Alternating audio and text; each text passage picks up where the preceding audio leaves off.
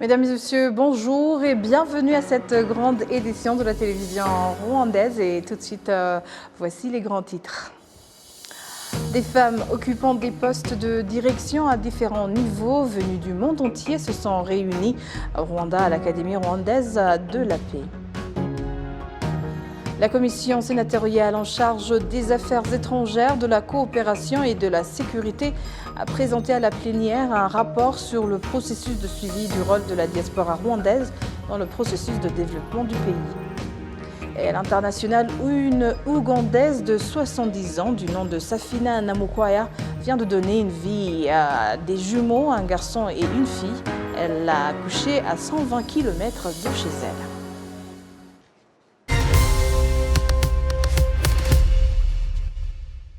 Bienvenue encore une fois à ce journal. Des femmes occupant des postes de direction à différents niveaux sont venues du monde entier et elles se sont réunies ici au Rwanda, à l'Académie rwandaise de la paix, pour suivre des cours qui leur préparent à prendre part à des postes de direction élevés au sein des missions de maintien de la paix à travers le monde. Les détails avec Patrick Nilidandi. Cette formation permettant à certaines femmes de prendre de postes de décision élevés au sein des missions de maintien de la paix à travers le monde va durer 5 jours. Les participantes, en général, indiquent apprécier cette opportunité. Surtout parler en tant que femme responsable. Et je travaille à la MINUSMA, au bureau du Mali, à Gao, effectivement. Et donc, ce que j'aimerais trouver dans ce cours de leadership, c'est d'abord de m'entretenir avec mes collègues aussi qui viennent de un peu partout du monde et surtout voir comment les femmes se débrouillent pour assurer un leadership et donc assumer des responsabilités de haut niveau parce que c'est de plus en plus que les Nations Unies veulent avoir des femmes hauts responsables à un très haut niveau. Donc nous voulons avoir toutes les expériences requises pour pouvoir assumer cette haute responsabilité. Ces cours seront dispensés en langue française afin d'augmenter le nombre de femmes pouvant accéder à la direction générale des missions des rétablissements et des maintiens de la paix dans le pays utilisant la langue française. Les statistiques montrent que cette disparité est également évidente dans les opérations de paix francophones de l'ONU. Pour combler cette lacune, nous devons avant tout être fermement convaincus de la nécessité et de l'importance de l'égalité des sexes et de l'autonomisation des femmes.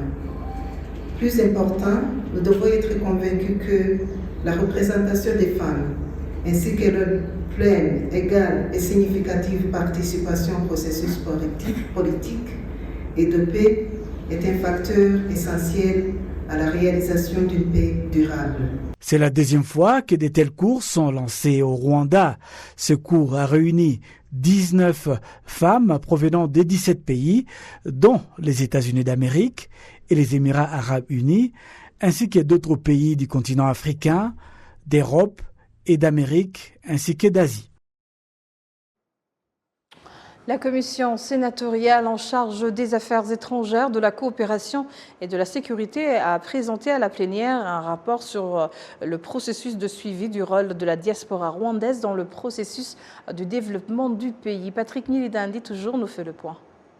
La présidente de cette commission, sénateur Murangwa Ndangiza Adija, affirme que la participation des Rwandais vivant à l'étranger au développement du pays a augmenté car l'argent qu'ils envoient au pays est passé de 98 millions de dollars américains en 2010 à 461 millions de dollars en 2022.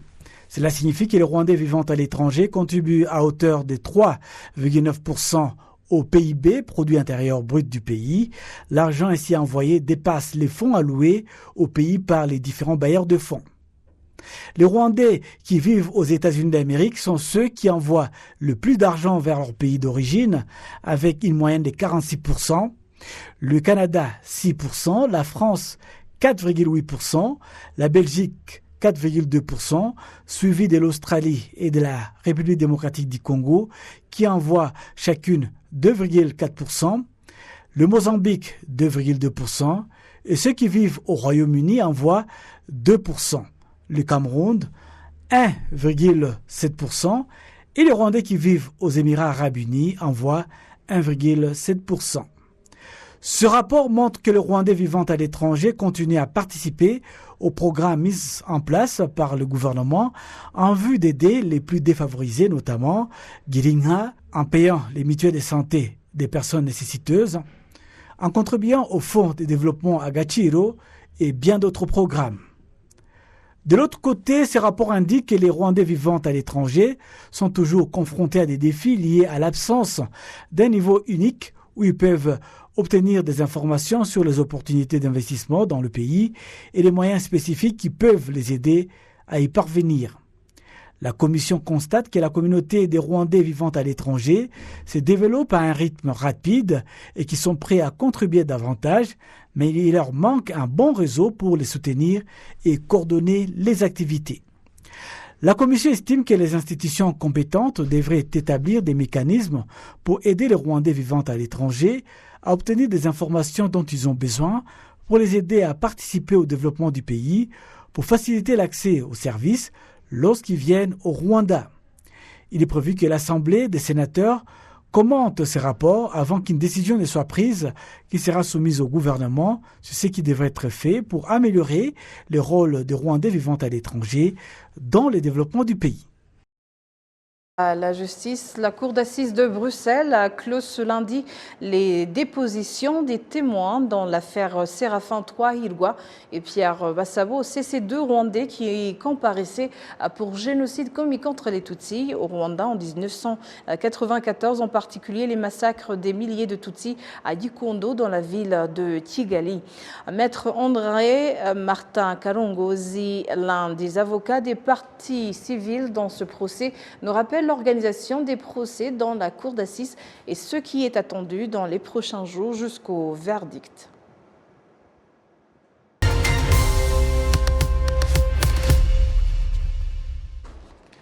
À présent, comme on le disait tout à l'heure, place au tour du web avec notre consoeur Amandine Dikomosawo. Bonjour. Bonjour Michel. Alors, quelles sont les news, l'actualité? L'actualité, on va parler des talents. Tout d'abord, Mudiana McLeod, qui est connu comme TMC, l'un des artistes qui faisait partie donc, du groupe Dream Boys et à Kigali, et venait de passer 3 ans aux États-Unis. Et sur les réseaux sociaux, on se pose la question de savoir est-ce qu'il est ici grâce aux opportunités des jeunes qui sont en train d'encourager et d'autres. Mais en fin de compte, on a réalisé que lui, il est venu, il a voulu rien déclarer, mais il est ici à titre personnel et pour ses projets qui sont différents de la musique. Il avait même mentionné déjà quitter la musique définitivement. Pour lui, c'est comme une page qui tourne. Oui, en fait, il a tourné la page et quand il est venu, on pensait que c'était différent, mais clairement, c'est d'autres projets qui ne sont pas la musique. Alors, parlons de Bruce Melody qui était en Amérique depuis quelques jours, qui a partagé la scène avec Shaggy lors de la tournée iHeart Radio, Jingle Ball. C'était un grand concert où il était question de performance au niveau international. Et sur les réseaux sociaux, l'artiste Mehdi qui était avec Bruce Melody dans un studio, il y a eu une polémique sur les réseaux sociaux comme quoi Mehdi avait déjà changé le sens, il était dans le gospel et on dit est-ce que c'est Bruce Melody qui va l'influencer à revenir? Ça c'est un et un autre, il a pris un élan, ce qui fait la fierté du Rwanda. Alors lui, il est au niveau international. Michel, toi, c'est quel talent qui pourrait te faire, te donner une opportunité d'emmener ton pays ailleurs? C'est quel talent? J'ai le journalisme. À part ça, il y a un autre talent. Je ne sais pas là, maintenant je n'y repense pas. Mais quand même, en parlant de Bruce Melody, il a même écrit une lettre qu'il a postée sur son site, son propre site Instagram, où il disait remercier le président de la République sincèrement, parce qu'il disait, grâce à lui, le Rwanda est connu. Aujourd'hui, quand tu dis « je suis rwandais », on est curieux de savoir le pays en général, comment ça se passe. Donc c'est pour lui une opportunité qui a été faite pour aussi montrer justement ses capacités musicales. Il a partagé sa gratitude. Et en fait, on peut continuer en parlant de 1000 jeunes venus du monde entier dans l'initiative Unleash Rwanda. Ils étaient réunis à Kigali pour parler de l'innovation, donc pour discuter les objectifs de développement durable. Ces 1000 jeunes talents, dont 200 Rwandais viennent de 100 36 pays. Wow. Michel, aujourd'hui, il y a beaucoup de gens qui ont des talents, ceux qui ont peur. Et il y a aussi les réseaux sociaux qui sont en train de freiner les gens. Quel message pourrais-tu donner aux jeunes? Je pense qu'on devrait savoir les opportunités que nous avons en tant que jeunes. Justement, avec les réseaux sociaux, tu peux pouvoir montrer tes capacités sans pour autant aller à la radio, aller à la télévision. Donc, à travers les réseaux sociaux, les jeunes peuvent montrer ce qu'ils peuvent. Donc, c'est aussi un challenge aujourd'hui parce qu'il y a la compétition. Ouais. Moi, de mon côté, ce que je pourrais dire, c'est encourager les parents à ne pas vraiment toujours condamner les enfants quand on est sur Internet. C'est comme quelque chose de négatif. Ça veut dire que si 1000 jeunes peuvent se rencontrer dans une initiative qui contribue au développement durable, ça veut dire que c'est quelque chose de merveilleux. Alors, au lieu de freiner les enfants, ou bien qui vont devenir demain des jeunes, qui vont contribuer au développement national, ou bien du continent, je pense que ça demande des encouragements. Il faut les laisser s'épanouir, quoi. Ouais. Alors, parlons de la femme. Égalité de genre. Il y a eu cette semaine dernière, il y avait une conférence des femmes dans les médias au niveau de l'Afrique. Il y a aussi, nous sommes dans les 16 jours d'activisme pour lutter contre l'inégalité. Michel, les médias et la violence basée sur le genre. Ici, il est question de savoir c'est quoi les médias et c'est quoi la violence. Alors là, il était question de savoir être informé pour pouvoir informer les autres. Toi, c'est quoi ton commentaire? Je dirais que pour moi, les commentaires ou bien le commentaire, c'est que il faut pouvoir aussi d'abord sensibiliser, je dirais, les femmes, parce qu'aujourd'hui, certaines femmes ne savent pas qu'est-ce que vraiment la violence. Donc, elles peuvent être violentées, mais sans pour autant savoir qu'elle est violentée. Donc, je pense qu'il y a besoin aussi de sensibilisation. Depuis le bas étage jusqu'en haut, pourquoi. Et comme ça, à travers les médias, on doit faire connaître aussi qu'il peut y avoir des violences domestiques ou d'autres types de violences, quoi. Voilà, moi, pour clôturer, donc tout ce qui s'est passé au Rwanda ici, c'était autour d'un talent. Même dans cette conférence de 2 jours, il y avait aussi encouragement d'un talent. Comment est-ce que tu peux raconter une histoire? Comment est-ce que tu racontes une histoire tu es dans les médias? Tu racontes une histoire avec des statistiques. Ça veut dire que c'est comme ça maintenant, quand tu oses parler, tu peux être poète, tu peux être chanteuse, mais ose parler. Véhiculer le message. Voilà, c'est ça en fait. Amandine, merci beaucoup pour ces détails et place maintenant au Premier ministre, le docteur Edouard Ngirente, qui a procédé ce lundi au lancement officiel de la semaine consacrée à l'exploitation minière au Rwanda sous le thème « Adopter la technologie, les investissements et une exploitation minière responsable ». Une semaine qui se tient au moment où l'exploration minière a révélé que le sol du Rwanda renferme du lithium qui est beaucoup utilisé dans les batteries des véhicules à moteur électrique et dont la demande au marché mondial est élevée. Le Premier ministre, le docteur Edouard Ngirente, indique que le gouvernement du Rwanda est en train d'examiner comment appuyer le secteur minier afin d'apporter de la valeur ajoutée à la production minière, dont celle du lithium. Le président de l'association minière au Rwanda, Malik Kalima, revient ici sur l'importance de cette semaine consacrée à l'exploitation minière au Rwanda et aussi sur le nouveau minerai qui est exploité. La semaine de mine, c'est une semaine où le gouvernement, en collaboration avec l'association de miniers, nous avons jugé prendre toute une semaine parce que nous voudrions bien apprendre à notre population et même à l'opinion ce que nous faisons. Parce que le secteur minier, c'est un secteur qui n'est pas bien connu et où il y a la plupart des gens qui ne connaissent pas ce que nous produisons au Rwanda.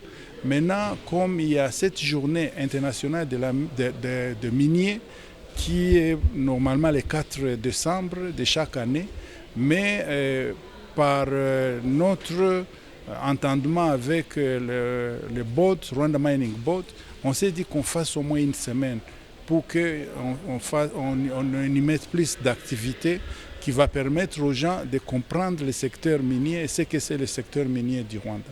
Au moment, comme je venais de le dire, nous parlons maintenant de lithium. C'est un nouveau produit qui est recherché sur le marché, surtout dans l'industrie automobile, où ce produit est retrouvé au Rwanda. Et c'est vraiment une bonne chose parce que ça va faire encore un autre produit de plus le 3T et l'or Maintenant, nous avons le lithium qui est vraiment très sollicité sur le marché international.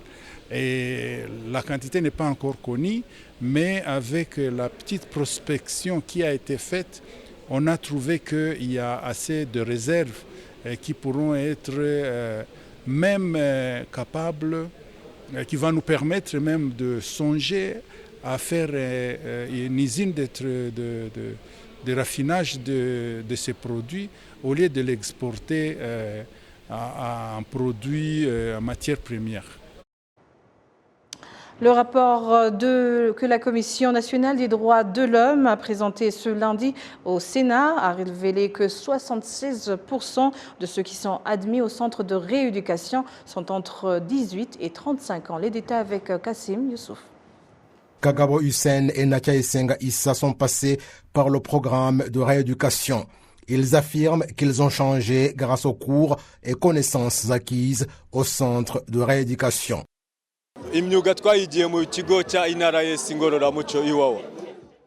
Nous avons eu la formation technique au centre de rééducation d'Iwawa où des certificats nous ont été attribués.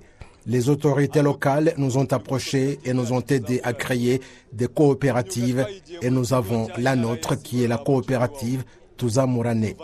Les autorités nous ont donné une place où travailler. Nous ne payons pas de location ici, c'est notre propriété.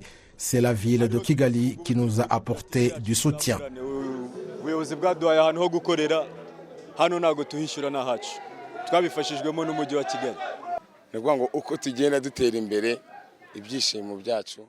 Cela veut dire que plus nous avançons, nous serons beaucoup plus heureux si d'autres suivent notre exemple et changent aussi. Ces anciens pensionnaires du centre de rééducation d'Iwawa se sont engagés à servir d'exemple dans leurs quartiers respectifs parce qu'après leur retour dans leur famille, ils ont d'abord commencé à redorer leur image en se démarquant des activités illicites telles que le vol, la consommation de drogue, la prostitution et autres qui entraînent l'insécurité.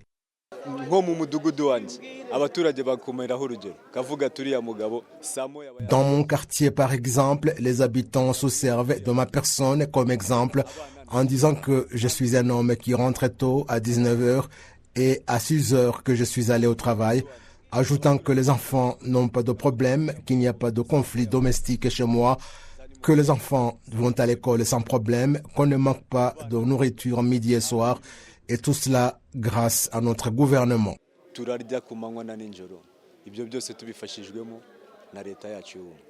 En procédant à la présentation du rapport relatif à l'inspection effectuée dans 5 centres de rééducation dans le pays, la présidente de la Commission nationale des droits de l'homme au Murungi Providence a fait observer que 76% de ceux qui sont admis dans ces centres sont entre 18 et 35 ans et que le grand nombre de concerne ceux qui ont été arrêtés pour vol et pour la consommation de drogue à hauteur de 48%. Il a été constaté que 22% y sont admis pour récidive. D'autres mauvaises habitudes observées sont l'addiction aux drogues, la délinquance, la prostitution et d'autres différentes raisons. La Commission nationale des droits de l'homme estime que la raison principale est à chercher au niveau des familles et est fondée surtout sur l'abandon de l'école parce que 79% des pensionnaires des centres de rééducation n'ont pas terminé l'école primaire et que 20% d'eux ne savent pas lire.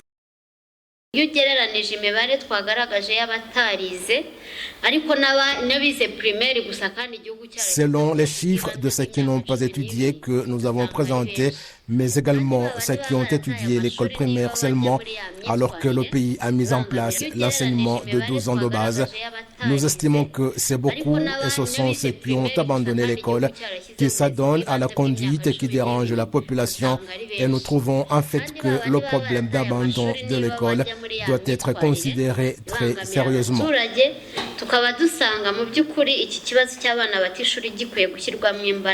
Le programme de rééducation a donné des bons résultats parce qu'il y a beaucoup qui sont parvenus à se développer à travers divers métiers et d'autres apprentissages dont ils ont bénéficié.